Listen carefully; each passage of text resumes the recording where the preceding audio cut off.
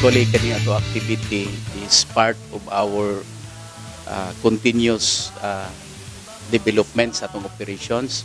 Nag-digitalize ta kunya na kitaan nga na nata na develop na ang 12 modules sa ato ang operations, pero still napatay sa stage nga kanang wala pa magamit ang full ng 12 modules. So 5 pa lang out of 12, 7 lang ang na-implement, kay ang reason nga need pa sila og training and orientation for the different modules. Sama ng example lang kanang ato ang front office or over the counter transactions nga ato ang i-implement sa existing sa karon, kaya nga ato pang old nga system which is ang Windows.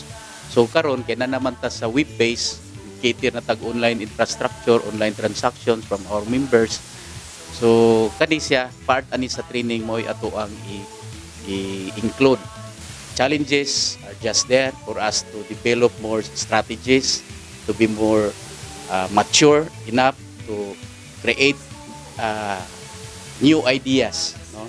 Sometimes these challenges are there for us to think of something bigger than what we are looking at present.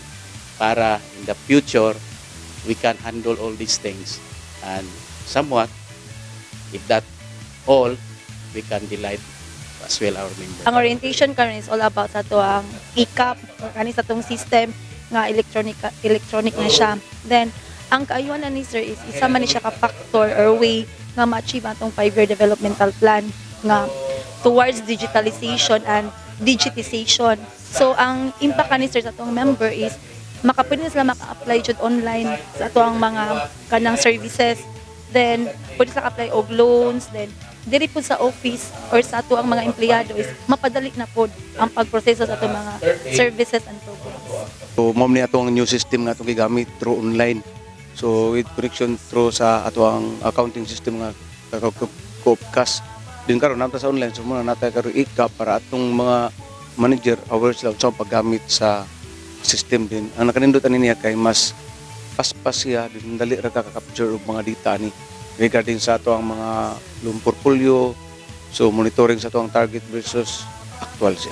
So kani siya is mo na mo gid siya atong bago nga sistema. I mean di siya bago, ongoing magud ni siya, pero i-strengthen nato ang mga knowledge sa atong mga empleyado nga mga frontliners nato nga day-to-day operation mo nang gigamit. So ato gipalawman nato ang ilang pagpagamit ani nga sistema para mas mapa-smooth ang ato ang implementation sa ato ang mga programa sa Co-op.